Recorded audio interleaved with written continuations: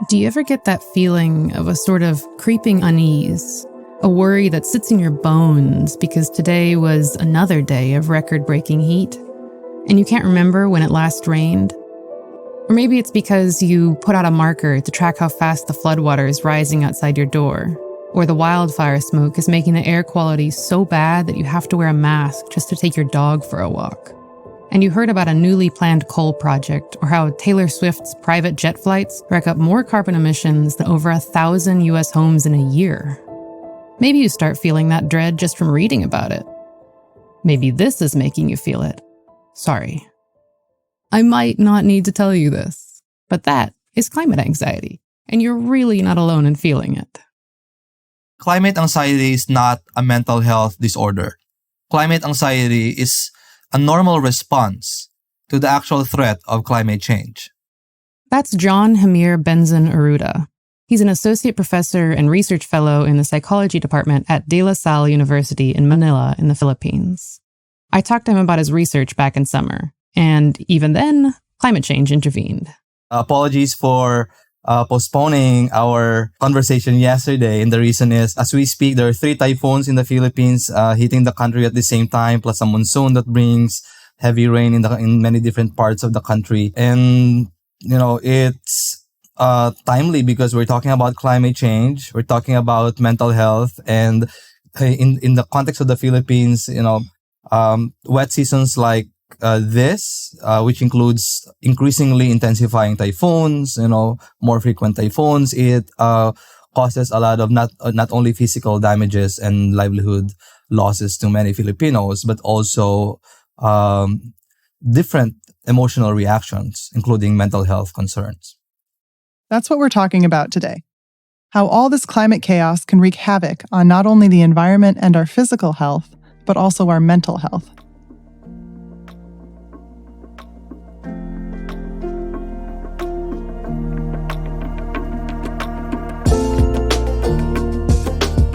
This is Climate Decoded, the podcast that deciphers climate change communication and untangles how different narratives illuminate or obscure pathways to climate justice. I'm Kim, and I'm here with my co-producer, Chantal. Hey, y'all.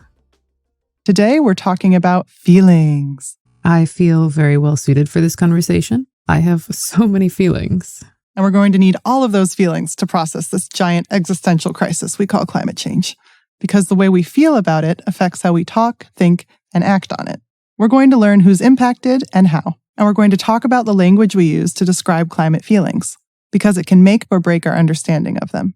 But we won't just leave you sitting there with all those feelings. We'll talk about how you can deal with them, and maybe help other people deal with them too. Okay, so like I said, I have a lot of feelings about climate change and otherwise. And what do we call these climate feelings? Climate anxiety is one common term, but there are a lot of different names. Ecological grief, eco-anxiety, solastalgia. Yeah, I even heard the term summer dread for the first time this year, and let me tell you, I felt that where I live in Texas in the US. Same here in Oregon. Part of the reason there are lots of different words is because climate change causes lots of different feelings. That's something that researchers like John are grappling with. The study of climate anxiety is only beginning and emerging. The research is even, at the moment at the stage where we need to clarify the very definition of climate anxiety. The Climate Mental Health Network actually came out with a climate emotions wheel this year to try to reflect the variety of people's climate emotions. The emotions wheel covers a lot. You might feel guilt for contributing to climate change or overwhelm about the work ahead. Or you might feel more positive emotions like a sense of hope at a climate march. If you want some help putting some words to your feelings, we'll put links to both the emotions wheel and the research it's based on in the show notes. The effect climate change has on your emotions varies based on a lot of factors. Your age, your income, any risks you're facing, all that makes a difference. Climate justice, or rather injustice, also plays a big role. Global North countries produce the vast majority of carbon emissions, but they're not necessarily the countries most affected by climate change. Often these are Global South countries, including the Philippines. And then therefore it creates kind of injustice.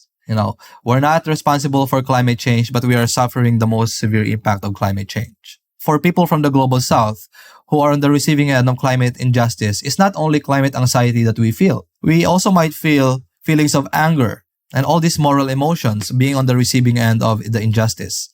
And no matter where you go in the world, there are also people who don't directly connect the way they're feeling with climate change. But because they're victims of the direct impacts of climate change, like landslides, flooding, super typhoons, etc., many would feel traumatized. Many would feel distressed for the losses, sometimes losses of family members' lives, etc. They grieve, they feel depressed. So these are still mental health impacts of climate change, although they don't attribute that to climate change. But we know that these disasters are climate-induced.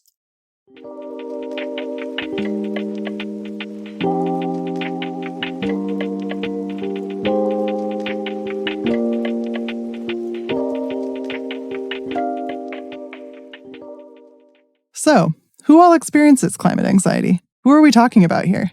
Me? Definitely me. And everyone? You'd think everyone. There's clearly too many oil executives and other people who aren't experiencing enough climate anxiety, but that's a topic for a whole nother episode. But for the many people who do care deeply about climate change, it can be really hard. My name is Cielo Barrow, and I consent to being recorded. Cielo is a second-year student at the University of Oregon in the U.S. They're part of two of the groups more vulnerable to climate anxiety. They're a young person, and they've been diagnosed with anxiety, independent of climate change. I met up with them at their house to talk about all of it. How would you define climate anxiety for yourself, or would you identify as that something that you relate with? Yeah, I think that's definitely something I relate with. I mean, I've had anxiety of all types since I was like 4 or 5 years old. Climate anxiety definitely being a big part of that. It's just, I feel like it'd be almost impossible to be climate conscious without having some level of climate anxiety or some level of worry. Cielo grew up in Portland, a couple hours away from their grandparents in Central Oregon. And I remember a lot of times when I was a kid, they would get evacuated for fires and they'd come stay with us for a few weeks. I feel like forest fires is kind of the number one thing in Oregon that you think about when you think about climate change, just because obviously forest fires can be a natural thing, but because of the conditions that we're in, they get so much worse and they're so much more frequent. Climate change was one more heavy thing on their mind. Living in the generation where climate change is the number one issue that people are talking about sort of justifies that impending sense of doom. I'm sort of have to prepare for the worst for my whole life. Cielo's feeling of having to prepare for the worst their whole life, that matches with what the research shows. The emerging evidence points to the reality that, there are certain populations that are more vulnerable to the mental health impacts of climate change. Number one, these are young people. And the reason why they're more prone to the mental health impacts of climate change is because they are the next generation. They're the future generations who will face the more severe brunt of climate change. Okay. So young people are more likely to be affected by climate anxiety because they're the ones who will face the worst of its impact. Are there specific locations where this may be felt more frequently and intensely than others? Yeah, in fact, the Philippines is one of those places. John revealed that young people there are some of the most climate anxious in the world.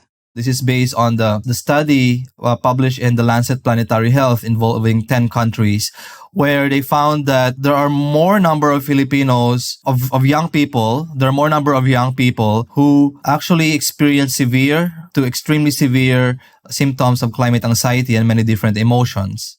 In that study, they found that 74% of the children and young people surveyed in the Philippines reported climate-related functional impact. That basically means that the feelings about climate change had a negative impact on their day-to-day functioning. 74%? That's staggering. Part of the reason why this figure is so high is because the Philippines are hit by a lot of climate change impacts, like coastal flooding and typhoons.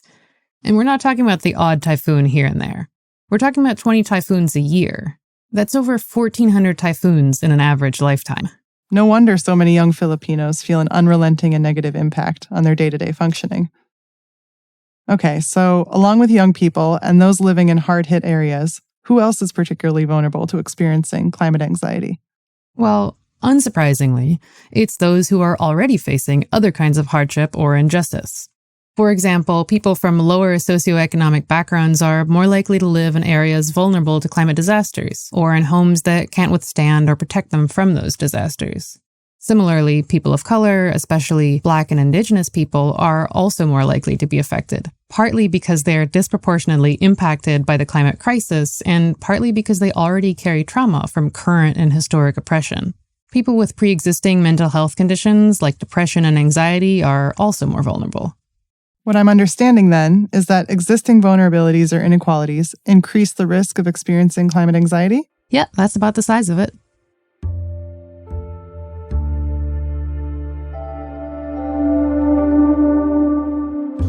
Now we know more about the what and the who of climate anxiety. How about the way it manifests in people's lives? No matter who you are or where you're from, climate feelings stack on top of each other.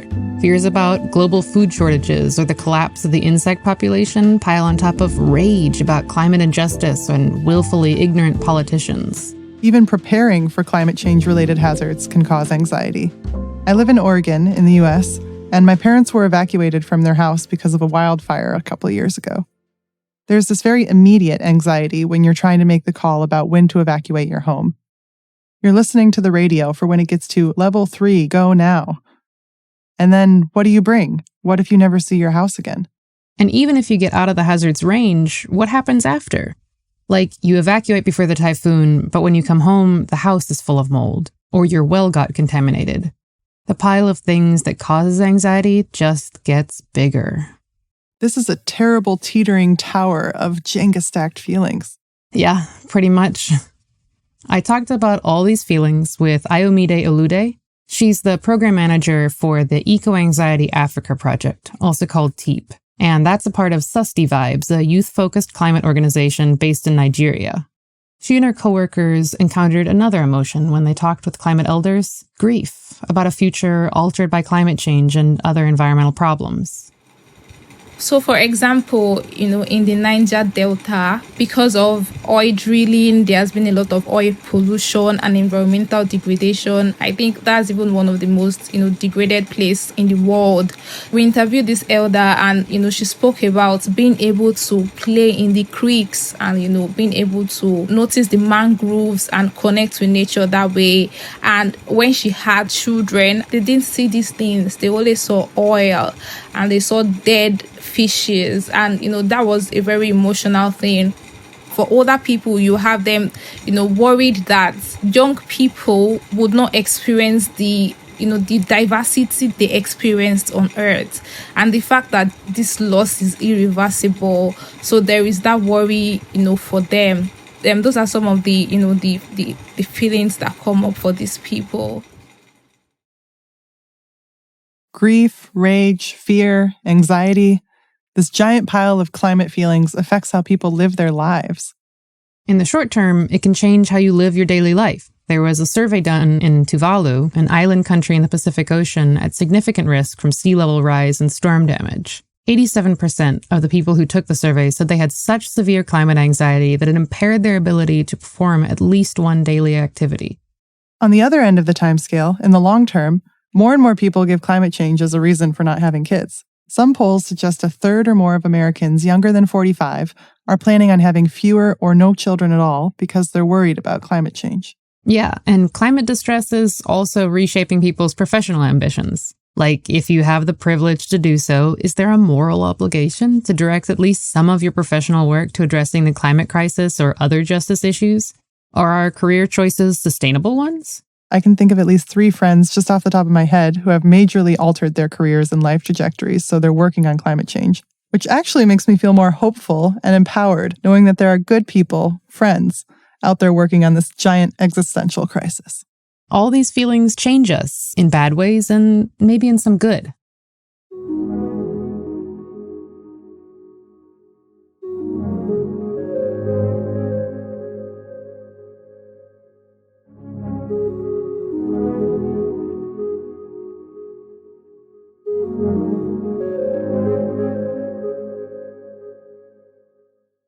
So, everybody has these big climate feelings happening, shaking up their lives, from daily experiences to big future life planning.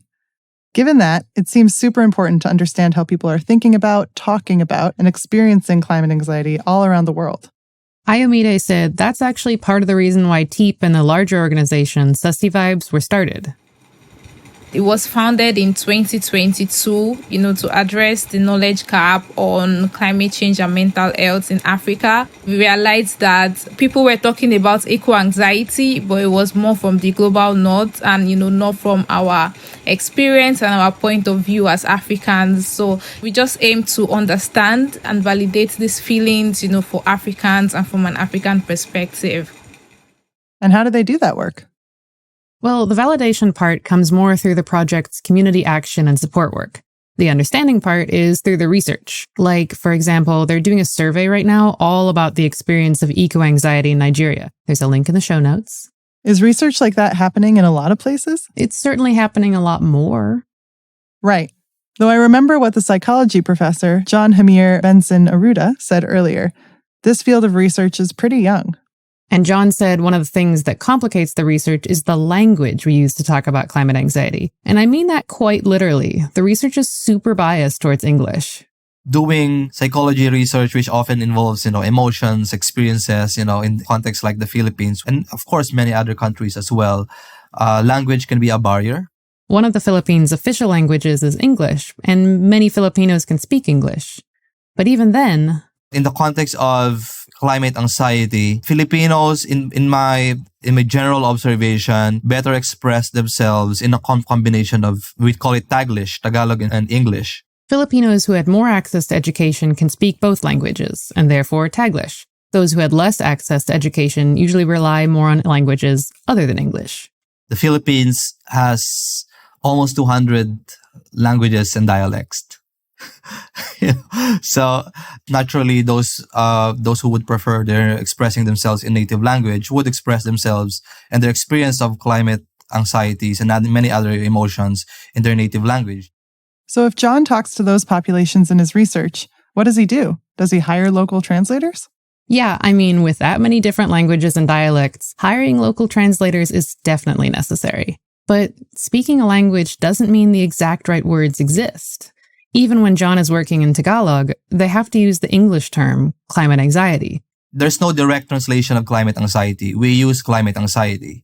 But the symptoms of anxiety in general, there are some Tagalog versions or translations. For example, there's a term, aligaga, which is, basically a behavior commonly observed among anxious people. Do you know what that behavior is? Yeah, it means being frantic, hurrying, basically me trying to gather my brain together before we started recording. I feel that. Even without having a direct translation of climate anxiety, people are obviously still feeling it. How does that work? Having a feeling but having to borrow a word from a different language to describe it? It feels like no matter what, a borrowed term could never precisely describe the way you feel in a different language. Definitely. And having no direct translation for climate anxiety means researchers like John have to dig in deeper and figure out the right words in a given language. He's actually working on a research paper right now all about translating psychological terms like depression, stress, and anxiety. So we translated this original English version of the psychological test into Filipino. And what we found is that there are many symptoms that are not represented in Filipino. To translate the test, they had to do layers and layers of translations and revisions and consultations and pilot testing. One of the issues he ran into was the use of idioms, like the term wind down. On the psychological test, there's an item, I find it difficult to wind down. Right? We don't know what wind down is. We don't have a direct translation of that. If you use a psychological test that's written in English and your client or participants are not native speakers of English, you might not be able to capture, the full experience, and you might actually misdiagnose. That seems like a huge problem. It is. They actually were able to compare their translated psychological test with previous studies that used the English version. Their Filipino translated version identified a greater percentage of people experiencing anxiety and depression. So basically, the English version kind of underestimate, the symptoms, and therefore fail to identify and detect those individuals who actually have moderate, severe to extremely severe symptoms of psychological distress. It will have implications on, your diagnosis. If you have misdiagnosis or you fail to diagnose existing mental health problems, then you wouldn't be able to provide the best possible or most effective intervention. And ultimately, it compromises client welfare. So if the global understanding of climate anxiety uses just English, or any one language or cultural context, as the default, a huge part of the issue will be missing. Well, when you put it that clearly, it is not at all surprising that this is a problem. And if that doesn't get changed, a lot of people are going to go unheard and unsupported. More research is needed to develop psychological tests that's unique to a certain country, certain population, using their most preferred language to ensure that, they really capture, their full experience of climate change and the full experience of mental health and its nexus.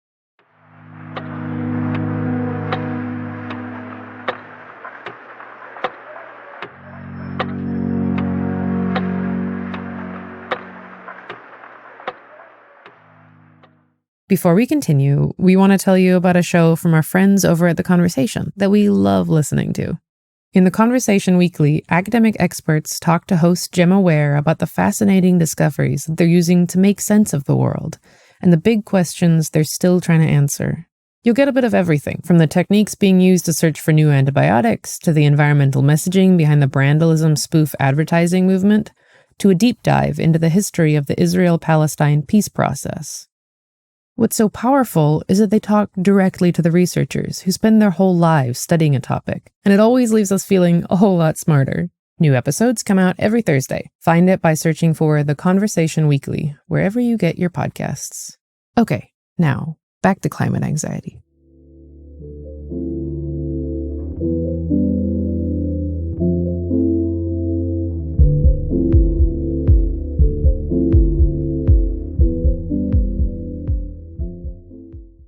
This all begs the question, what support do people need? We know people are experiencing climate anxiety all over the world. How do we deal with it? Well, one way to reduce climate anxiety is kind of obvious. Just actually address the source of the anxiety, aka climate change, reduce our global emissions, implement sustainable solutions, etc. So if we accept that as a given... I like accepting that as a given. There are so many things we can and are doing to actually address the source of the problem. So there's just actually addressing climate change. That's a solution. But then there are the things we can do that address climate anxiety more directly. It has to be a multi-level kind of solution. We work on individual level solutions, which will not happen without, a systemic change or solution. What we want in the ideal scenario is a society that really pays attention to climate change and mental health and their intersection. How about we start at the small end? One person. How can one person deal with their climate anxiety? One of the biggest ways to deal is that always great solution when things get really hard. Therapy! We have to talk about our feelings. I went straight to the source to learn about this. I'm Thomas Doherty. I'm in Portland, Oregon. I'm a licensed psychologist that specializes in clinical and environmental psychology. How do you even get into doing environmental psychology? Well, he started out on the more informal side. He worked with youth outdoor programs and was a river rafting guide. At that time, I was really interested in why is nature restorative and how to understand what I had observed with the young people out on wilderness tracks and what I'd seen and with all the customers that go down the Grand Canyon and on the river and have these life-changing experiences. So that was the interest that led me actually to want to be a psychologist and get into that. He stuck with that interest when he became a psychologist. He was actually on the American Psychological Association's first climate change task force, and a lot of his work now focuses on climate-aware therapy. At its simplest, that means adding climate change to the list of things every therapist should know about. There are sort of what are known as best practices, like all therapists should know certain things about certain issues. All therapists should be somewhat familiar with human development and relationships and basics about depression, anxiety, issues like ADHD. These are the things that people are struggling with.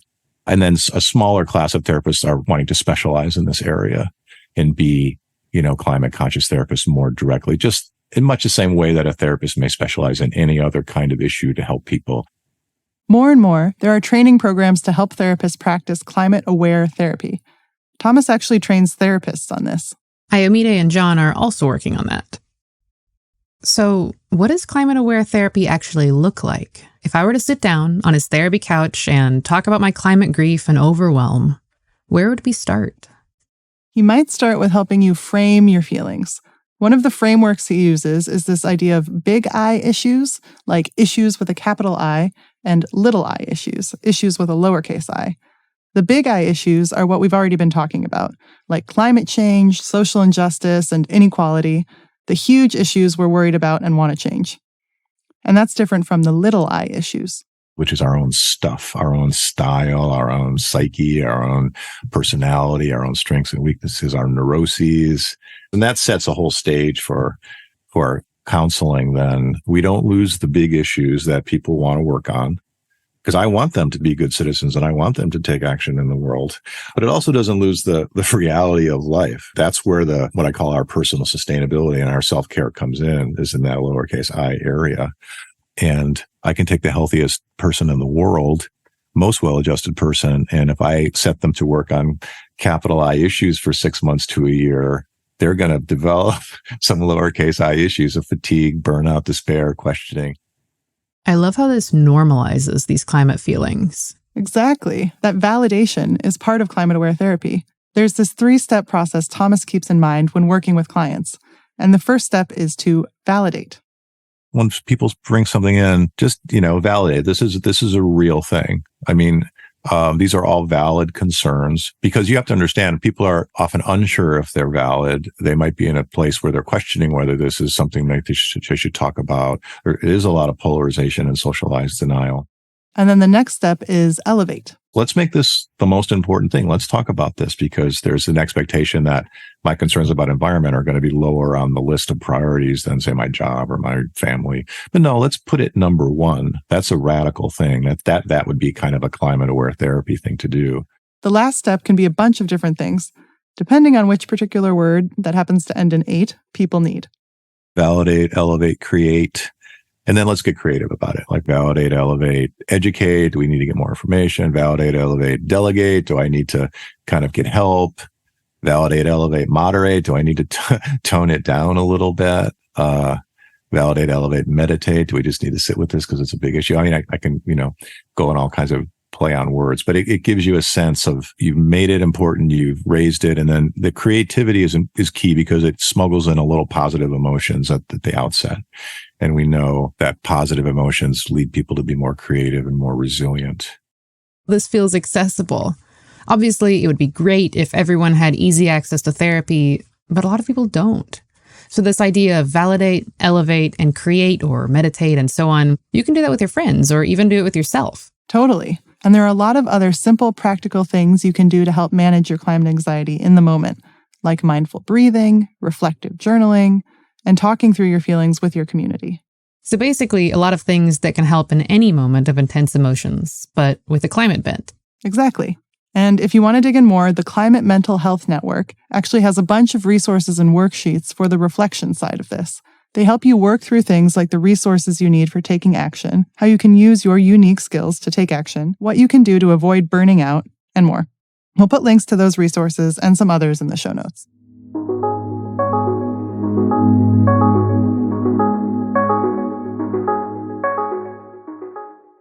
But here's the problem. No matter how much therapy we get, no matter how much we journal and meditate, climate change is still here. And so are all the other big I issues Thomas talked about, like economic inequality, racism, toxic stuff in the water. There are so many big things to worry about. I talked with Aymoide from the Eco-Anxiety Africa Project about this.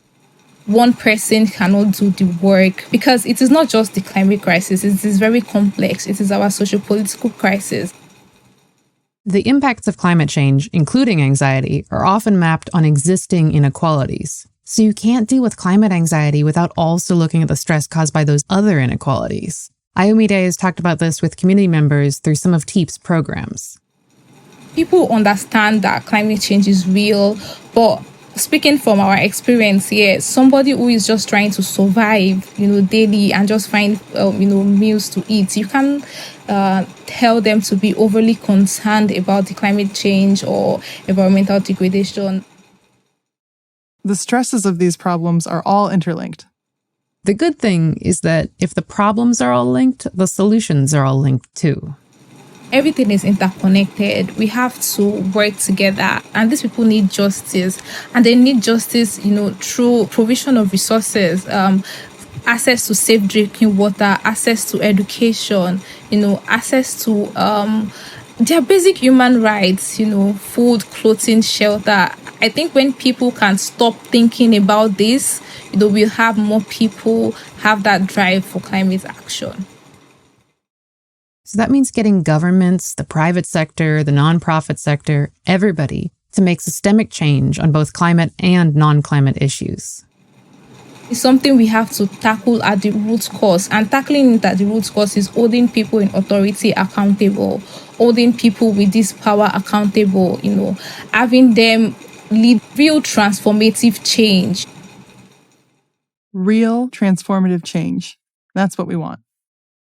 The scales of these climate anxiety solutions are pretty wildly different. Like, go to therapy and also overhaul all systems of power and oppression.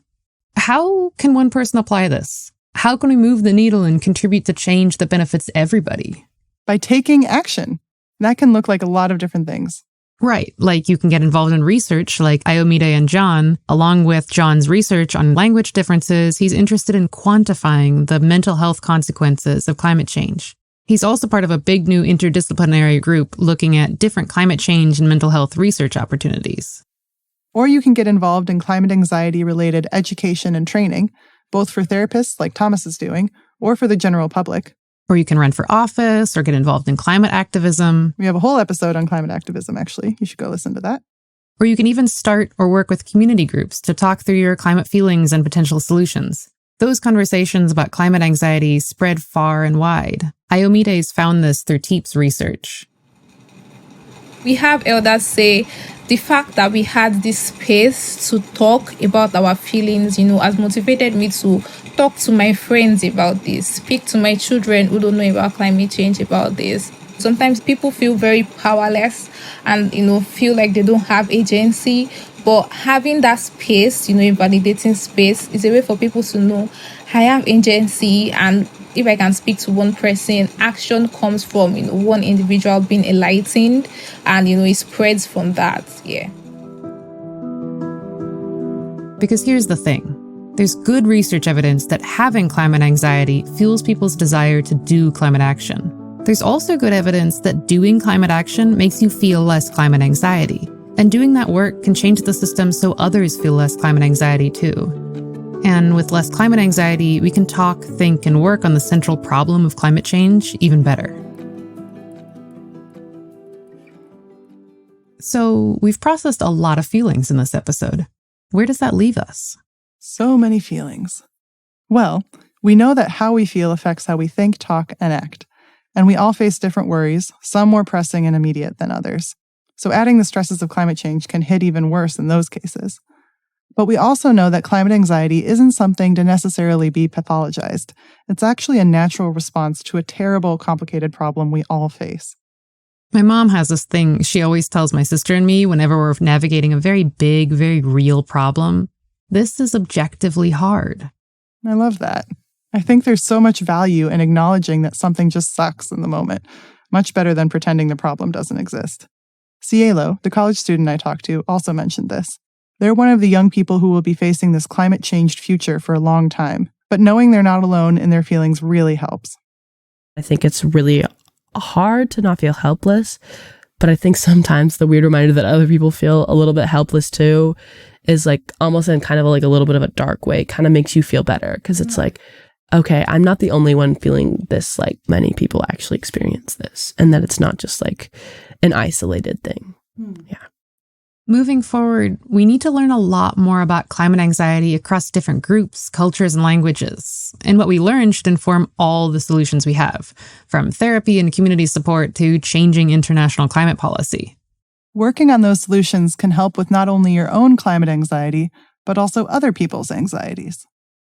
There's one last climate anxiety solution that a bunch of the people we talked to all mentioned. And it is also something my mom would say, go play outside. Even if it's brief, even if it's between climate disasters. The research backs this up. Get out in nature and help make it possible for others to do it too. Cielo talked about feeling the impact of this after a particularly hard hike. I remember getting there and just feeling so grounded and very in with my body. And I think also being in nature sort of helps with that climate anxiety. It's not all gone yet. There's so many things that are left to be done, but there's also still so much hope and things to be had. And I think sort of flipping around that mindset I often have about issues like this sort of just takes being outside and being no, it's okay. There's 100 other people doing this crazy hike, I'm not the only one. And I think seeing that is just really beautiful. And I just whenever I feel sort of unsure of things, I feel just being outside just makes everything so much better.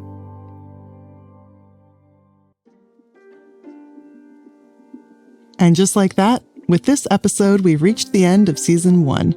We've covered a lot of ground this season, from the IPCC to activism to the Global Climate Conference, or COP, and finally, anxiety. Thanks so much for joining us. Season 2 of Climate Decoded is currently in production and will be released in 2024. We're jumping into a lot of topics like climate litigation, the concept of net zero, and a whole lot more.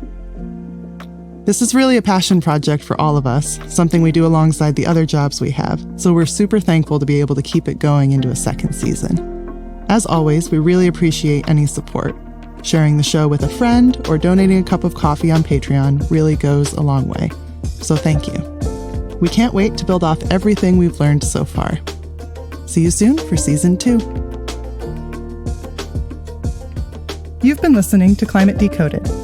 This episode was produced by Isabel Bodish, Chantal Koff-Schultz, Greg Davies-Jones, Laura Davies-Jones, Kim Kenny, and Jens Vendel Hansen.